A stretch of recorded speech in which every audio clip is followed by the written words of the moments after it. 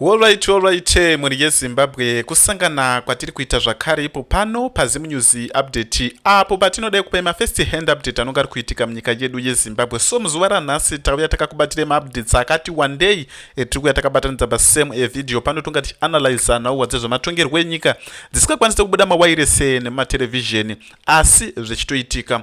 So nhauwa yedu yekutanga yakamira yakadai so sekuzuva kwatatiri kuita muri yeZimbabwe kuti Temba Mliswa nguva nenguva anga ari kuopoza oro vice president Chobvira Chiwenga vakataura speech yavanenge vataura Temba Mliswa anga ari pamberi kuopoza nhauwa idzodzo, especially vakataura nenhaurwa yecorruption iri kuitika munyika. Temba Mliswa aitotonga sort of like ari kutokurudzira corruption muno munyika yeZimbabwe. So tiri kuona mumashoko ivavo Temba Mliswa akapiwa a strong warning military police vachitaura kuti no iwe chimbomira kuopoza zviri kutaurwa navice president Chobvira Chiwenga. Takaona Temba Mliswa akataura iye achitoti no inini handina kubvira ndakambotuka vice president Chobvira Chiwenga, handina kubvira ndakambowa opoza, but ataura mafacts ezvinhu zvimwe zvezvinhu zviri kuitika kana paine pandakavatuka sorry zvenyu. Akazodza kuti vanhu ndiwo vanonga vachitondituka inini vanhu macomment section vanonga vachitaura zvinhu zvakasiyana-siyana. So tiri kuona kuti nhauwa yeconstitutional amendment bill number 3 yati bato reZANU-PF ridivide zvikuru. Harisati rambodivida zvakadai so nyange nguva dzana Mugabe dziya dzana restore legacy dzedzidzi harina kumbodivida sekudivida kwaraita pari zvino, because pari zvino ratodivida zvekutoti nyange mwana cheche ari kugrade 5 cheche anitoziziva kuti nhauwa dzezvematongerwo enyika dziri kutonetsa, and for sure dziri kutonetsa muri yeZimbabwe. Tichipinda munhauwa dzimwe dzatakanyorwa neCrime Watch panapa tiri kuona panapa pane zviri kuitika muri yeZimbabwe. Sezvo tiri kuona kuti ana wikino chivhayo nana kudata gwerei vari kuisa mari kuti constitutional amendment bill ienderere mberi, ndo zviri kuitika. Ndosaka takaona mayouth pa ana boss para vakaramba nhauwa dzekutoti wikino chivhayo anga achitenga maMPs navamwe vanhu vakasiyana-siyana. So tiri kuona inhauwa yekutoti pari kusplashwa mari dzekutoti constitutional amendment bill number 3 ibudirire. Vari kusplasha mari nenhaurwa yeyi ndofunga muri kuona ana kudata gwerei nana wikino chivhayo vari kuwana mari through jongwe building reZANU-PF zvakarehwa namutsvangwa zvayo kuti mari dzese dzavari kuita vanhu ava dziri kubva muno mubuilding reZANU-PF. So vari kuda kuti wamunangagwa varambe vari president, because handofunga munozviziva zvitotozikanwa nemunhu wese, nyangwe mwana ari grade 5 chaiche kutoti utungamiriri hwakachinja, zvinhu zvese zvinochinja, vanhu vototanga kutodini, vanhu vototanga kutosungwa paya vamwe vanotanga kutoti izvi hazviudzirwe. Ndofunga 2017 makazviona kuna vanhu vasitokwanisa kutodzoka muZimbabwe, kuna vamwe vakatombotiraya kudzoka kasungwa sort of like etc example ana Wota Muzembe navamwe vanhu vakasiyana-siyana. So panapa muri yeZimbabwe Timba Chedu iri kutaura kuti Timba Chedu says it has received reliable information that the people behind Constitutional Amendment Bill number 3 have released a large amounts of money to promote their message. Ndiana kudata gwere ana wikino chivayana delishi ngwaya ana tungwarara ndo vanhu vanotaura nezvavo nyangwe zvinotaura mazita pa. In the coming days many social media influencers, musicians, journalists, students and lawyers may start creating and sharing content that support Constitutional Amendment Bill number 3 to support ZANU-PF. The Constitutional Amendment Bill number 3 agenda to support ZANU-PF and to promote the Constitutional Amendment Bill number 3. Report says that big amounts of money between 50,000 and 80,000 may be given to influential people.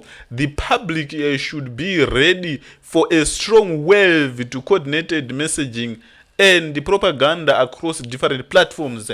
Tiri kuona pana muri yeZimbabwe and the public ngaitogara yakagadzira because pari kuuya heat wave chechero rema-content creators, ma-student, ma-lawyers, machichi vachange vachitsigira Constitutional Amendment Bill number 3 nepamusaka pemari. So tiri kuona kuti munhu ane nzara muri yeZimbabwe haanetsi kukontrola.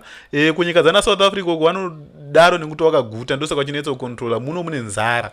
So kana mine nzara Expose kana mine nzara yamunetso control. So ndine mashoko andakamboisa pano nezuro handina kunyanyasomesa hangu zvakakwana, but tanga tanzwa information yacho kuna na comrade Soko kuri kunzi Cyril Ramaphosa vari kuya muno kunoita meeting nava Mnangagwa. Meeting yacho iyoyo ichanga iri yekutsiurwa kwapresident Emmerson Mnangagwa, but ndotoziva kuti nyange wakatsiurwa sei vanotoramba chete nhauwa dzekutoti pange vari kunzi chimbomirai nhauwa dza2030 izvozvo vanotoramba. So tiri kuona panapa retired lieutenant general Sigauke vari kutaura iyo kutoti no vaCyril Ramaphosa vari kuuya kuprivate meeting yavada kuita napresident Emmerson Mnangagwa, but still vachangoramba chete nhauwa idzodzo. But information yese tatakatoisa panapa pachannel nezuro takainzwa nana comrade Soko.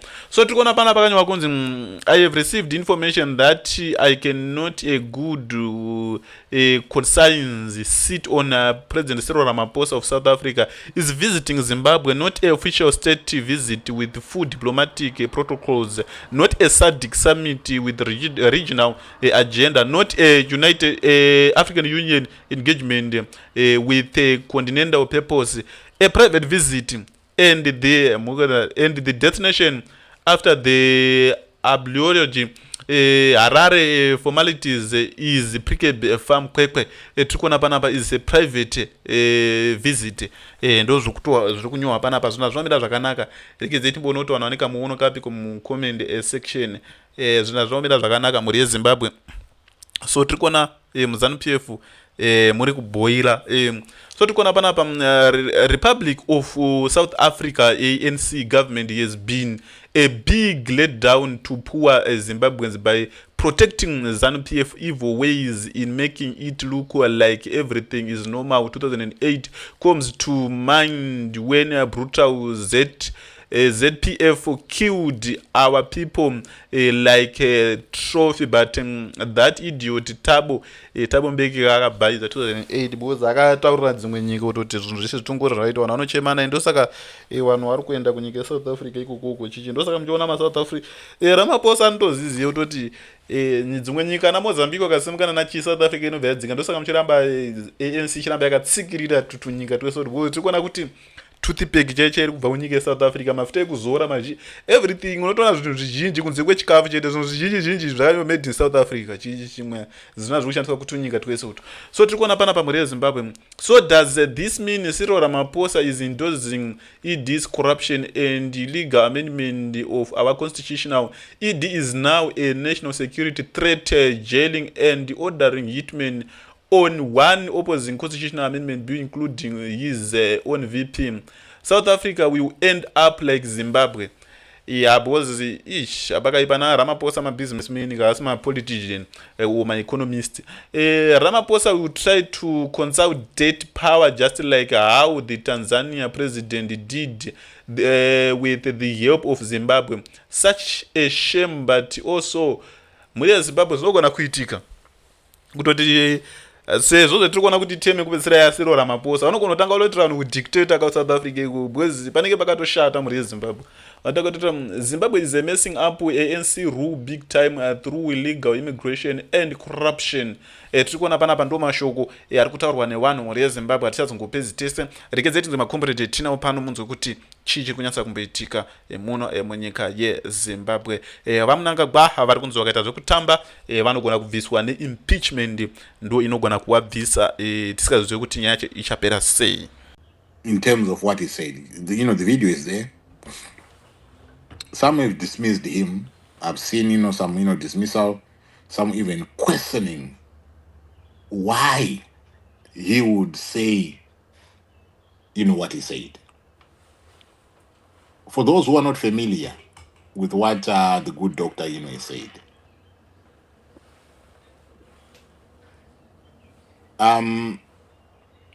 he drew from his political background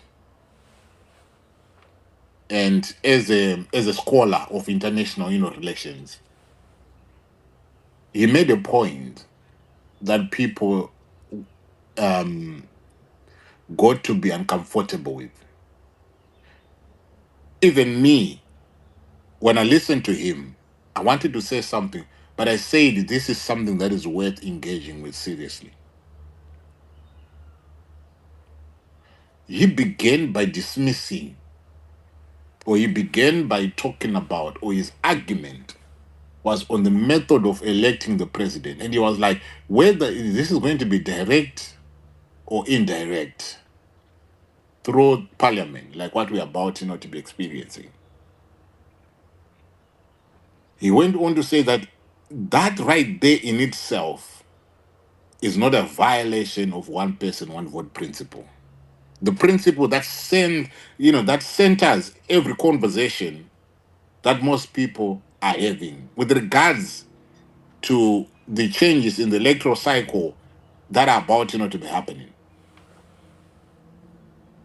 He gave examples to say this is not peculiar, or this is not about to be peculiar to Zimbabwe, because you've got democracies around the world that use different electoral systems. Some elect their president directly, some others through the legislature. And he then went to say on that both models can still operate within a framework of universal adult suffrage, which is the one man, one vote.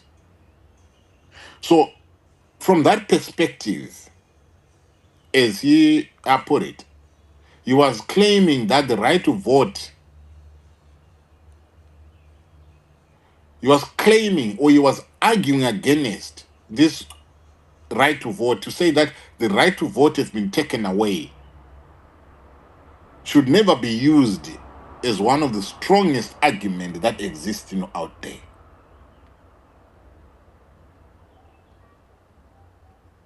That is his point.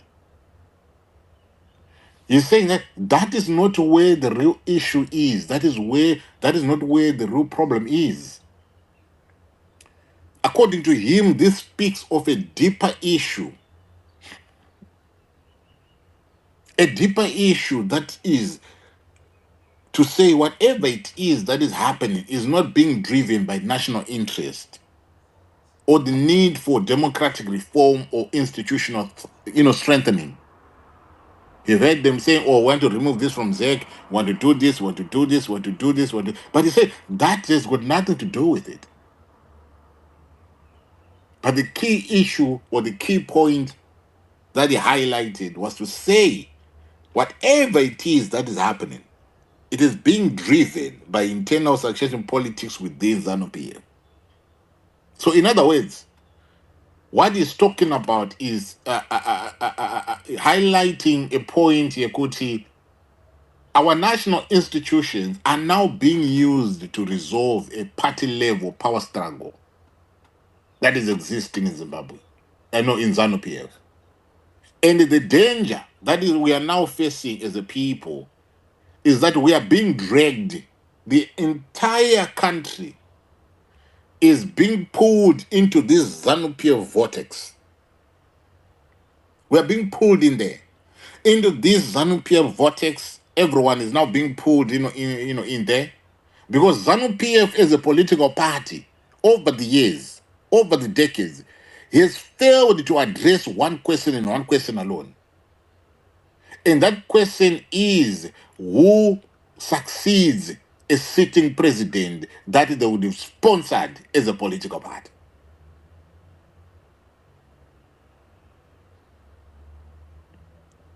So he's arguing that the mistake that we are making is, we as a people, we are majorly responding to a technical question of how a president is going to be elected. And he's saying, we are missing the point. When we do that, we are missing, that point. Because that is not where the issue is. That is not where the issue is. So, as an academic, some might want, to dismiss him that he's just an academic. He's just, scratching, the surface, like what academics, do. He's not understanding the lived realities of the Zimbabwean people. And some are saying he's just being, loud, for nothing.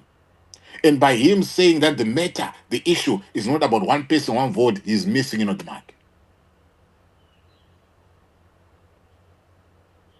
But he qualified himself. He contextualized what he was talking about. He even gave examples to say, look, the world over, the system that exists, it's either they do this or they do this. You see. So, The point that he was driving at is to say that the real issue is not the electoral mechanism, but the real issue has to be the motive behind the change. Why are we embarking on this road? Why are we beginning, this journey? So in his sober senses and in his sober mind, he's presenting the argument that the current constitutional amendments are not being driven by national interest, as I say. That is that sits at the center. That is central to his argument. It is central to his argument. And is bringing in the idea of internal succession politics in Zimbabwe being driven by ZANU PF. Just give me a second.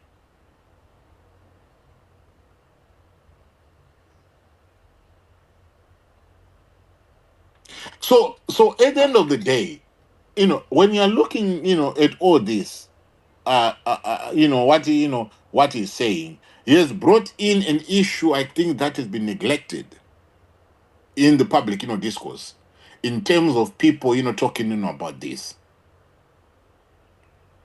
He's highlighting a point. I believe that is what he's highlighting, unless he's highlighting something else. That us as Zimbabweans, as I said earlier on, us as Zimbabweans, we are being asked to carry the weight of ZANU PF's internal anxieties. Those people are sick. When it comes to their succession politics, ZANU PF is sick. They belong to the ICU. And they want to be dragging us all into this thing. So that is his intervention, pertaining to this. And then now comes in, I had neglected, or I had avoided to talk about Vice President Constantino Chiwenga, what he said when he made reference, when he invoked the story of that king called King Hezekiah from 2 Kings. A king that is said to have been granted extra time only to misuse it in ways that doomed his nation.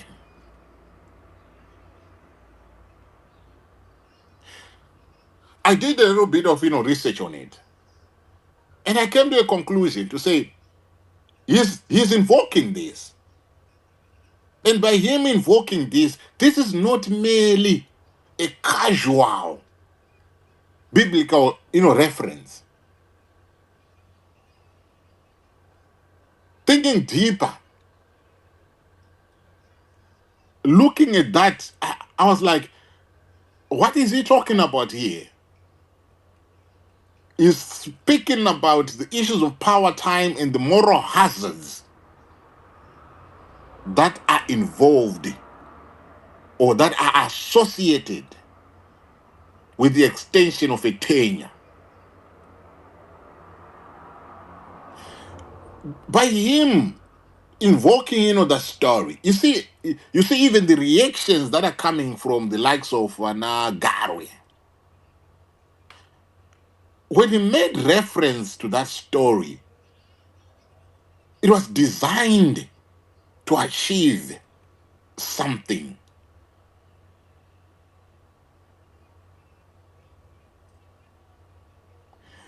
His sentiments or his reference to the biblical verse unsettled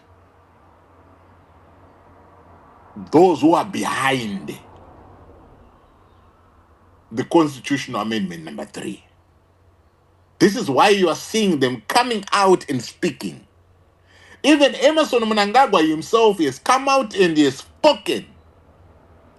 I'm sure the video that I've seen is a recent video where you are saying that I was a justice minister for so many donkey years. I'm responsible for setting up the systems. So if you do dare to plot against me, I'm the Don Kulunati. I'm the Don Illuminati. I know everything, and I'll always know everything. So it was unsettling. The story itself was unsettling. Because to me, that story was telling me about, or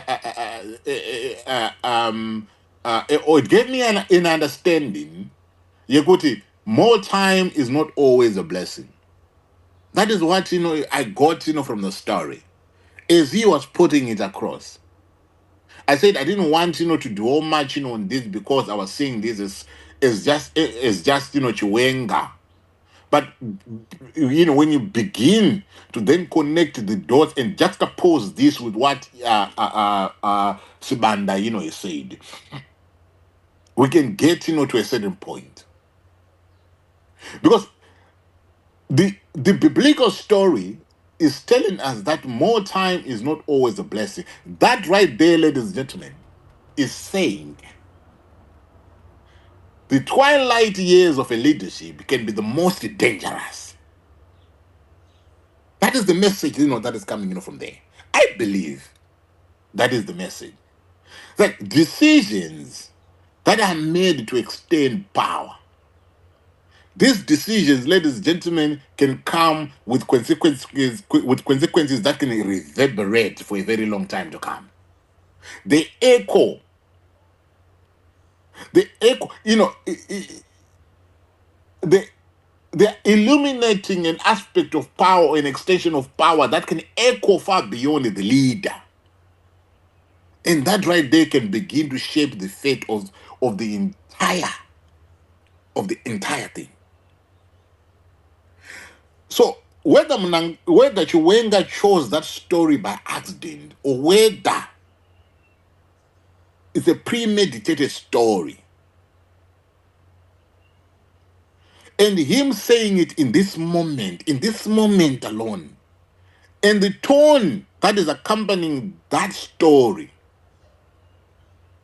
how measured it is, and how contemplative it is, and almost speaking as a pastor, there is unmistakable resonance that is tied to that story. He did not name anyone. He did not use a direct, he was not direct in terms of, he was not, in terms of issuing a directive, he was not direct like that. He simply brought in a parable, put it on the table, and invited us as a people to try and interpret it. But there are things, that get put, before us that do not necessarily need an interpretation, because it will be a waste of time, because they are as clear as a goat is behind. You can actually see. He's telling us a message. He's telling us, so many things. That leadership in itself, and as a standalone concept, is something that is not validated by duration. Because a leader can come today and go tomorrow. It is not validated by discernment. And when it's pointing out to the aspect of continuation being something that can result in collective harm, then we get to a point where we get to ask the moral question and not just a political question. Where are we being taken to? And who is responsible for this journey that we are being forced to embark on? Because we never asked for this. Zimbabwean people did not even ask for this. You did not even ask for this. I didn't even ask for this. But there's a lot, ladies and gentlemen, that is being said by these people. One coming from an academic field and the other one coming from, the other field. Presenting narratives that seem to converge to one single point, which is that of succession issues in ZANU-PF. And us, the Zimbabwean people, being dragged into this succession battle against our will. Because we are not all ZANU-PF supporters. I don't care if Mnangagwa goes tomorrow. I don't care. I will not even lose sleep that Mnangagwa is gone. Because I want him gone anyway.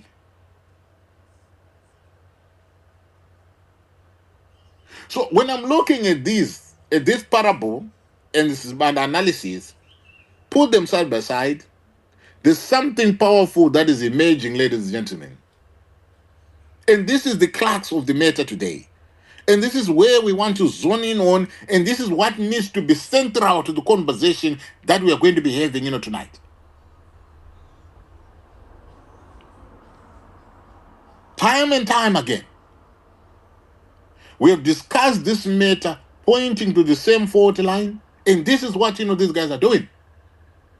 Time and time again, we have tried to eliminate a certain tension that is existing in Zimbabwe, a tension of ZANU-PF being controlled by a few oligarchs, wanting to exert their influence on the electoral system of Zimbabwe such that they take control of that system and do whatever it is that they want. And that right there is creating a tension. And this is the same tension that these two are eliminating. In addition to that, in mitigating, they are saying, we need to do something about this. Because the warning is very clear. Even though it's being spoken in different languages, one is a parable, one is an analysis, an analysis. One thing remains true and factual. That us as Zimbabwean people, we have entered a period where constitutional change, party succession, and the moral responsibilities of leadership are colliding. It's like a comet. Sibanda is highlighting institutional danger in the sense of us as a people risk or being put in a position whereby we are using the national structures of Zimbabwe to solve party problems. And then Chiwenga is coming in with the moral danger. The risk of extending time in ways that can invite misjudgment and unintended consequences. This is what these two gentlemen are talking about. One is speaking to the institutional danger, the risk of using national structures to solve a party problem. The other is speaking to the moral danger, the risk of extending time in ways that invite misjudgment and in ways that invite unintended consequences. And when you put these two things together, and what we have been echoing all along as a people, we are only revealing one thing alone. And that thing is Zimbabwe is standing at a crossroad. We are at a crossroad. But us being at a crossroad does not necessarily mean there is no silver lining. There is a very powerful one, which is the one that we've always spoken about every time that I open the space. Your reaction as a people, the scrutiny that we give, the refusal to accept the inevitability that we get told that a country is a done deal. And we are now referring it as CA3, Constitutional Amendment 3. The day before yesterday, I said those narratives must be rejected. And we must continue and insist on asking the hard questions. By so doing, By doing these things, that are spoken about, reacting as a people, casting, a critical eye, a critical lens, refusing to accept the inevitability of what we are being told, and insisting on asking hard questions. What we are demonstrating and what we need to demonstrate to these people is to tell them that we are awake as a people. The nation is awake to your shenanigans. The nation is aware and it is seeing what you are doing, what you are trying to do. We need them to come to a realization of knowing that we as a nation, we as a people, we as Zimbabweans, we are understanding that the Constitution of Zimbabwe is not just an administrative document. It's a covenant.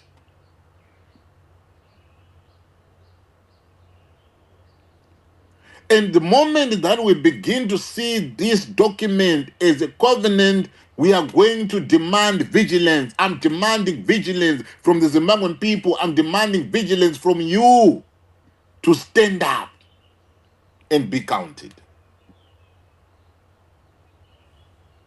We are not powerless at this moment. In this moment, this is the moment that we have to demand our power. We have to reconvene as a people and demonstrate our power, because this moment calls for that. This moment is not calling for spectators. Our future is not predetermined. This is the message that we need to send to them. So whether we are going to be doing this through civic engagement, public discourse, or constitutional literacy, ladies and gentlemen, we, the people of Zimbabwe, we still have, or we still hold, that final word on what kind of political culture we are willing to accept. We are not second-class citizens. We can never accept any mediocre. Mediocrity is not on the table and the only solution here. So when I was thinking about, this topic, and when I was thinking about trying to marry the two, the Sibanda's analysis and the Chiwenga's, parable, I got to a realization that there's a real message here that is being spoken, that is beneath both, these two gentlemen's, analysis and the parable. And that message, it must not be a subtle message. It must be a message that must be spoken out with vigor. And it must reverberate throughout the whole country. And we must tell these people, a few of them, that I can accommodate in my 10 fingers when it comes to counting how many they are. We must send a message to them and tell them that Zimbabwe is a country. When I say Zimbabwe as a country, I'm talking about the people of Zimbabwe. Zimbabwe, she has got a right to decide whether power is extended for the sake of the country or for the sake of those who hold it. And I am for the former. I am not for the latter. I am for the former. If we want to extend power, it has to be decided by the people of Zimbabwe. And it has to be for the sake of the country. Not for the sake of those who are in power today, because they are trying to con us into believing that, there's something magical that they are doing in Zimbabwe that demand them to be given time. It's a luxury that we do not have. It's a luxury that Zimbabwean people do not have. It's a luxury that mothers do not have, fathers do not have, the young people do not have. The grandparents do not have, the uncles do not have, the young people, those who sit in institutions that you think, they are comfortable. It's a luxury that they do not have.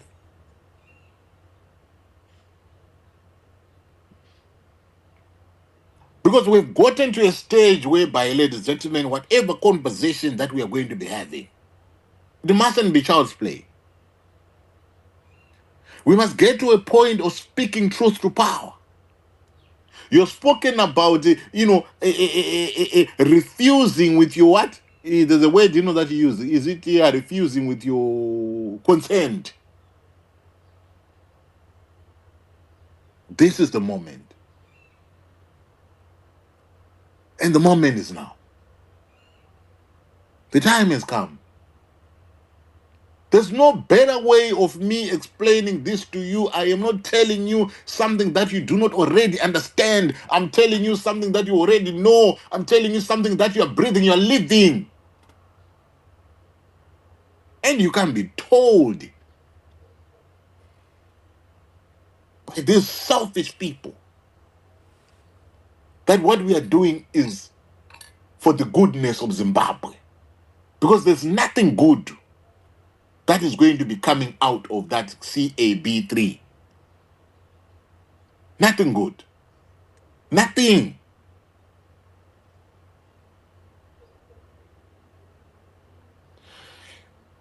Anyway, I'm done.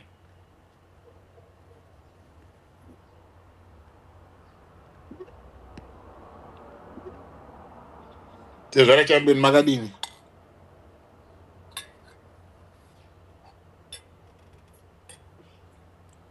Tezvara chambeni mvura yamaikeyi makadini. Ndeiti mukwasha. Ndiri nani kuri sei kwamuriko? Kuri bone matambudziko kana emukwasha handiti vatete vakashayika gara zviya. Zvakanaka mukwasha waita basa, asi the issue of someone having an agenda has been mentioned since that we all know that whenever you have stolen, whenever you have amassed actually ill-gotten wealth, you need someone to protect it. And this CAB3, it's all about protecting that ill-gotten wealth that someone has been amassing it over the past 46 years. So here is the issue. And as well, we need to go back and look closely and say to ourselves, in its lifetime as a political party, ZANU-PF never had a smooth, logical, and an orderly transition. Go back to 1975. They wrote, Mugabe wrote a Mugagao declaration, a piece of paper to hijack the party. That was when the real ZANU-PF was hijacked for the first time. In 2017, it was hijacked for the second time. So those two specific events, they tell you what animal are you dealing with. You are dealing with the ZANU-PF, a party riddled with criminals who masquerade as revolutionaries. And those criminals have nothing to do with your welfare.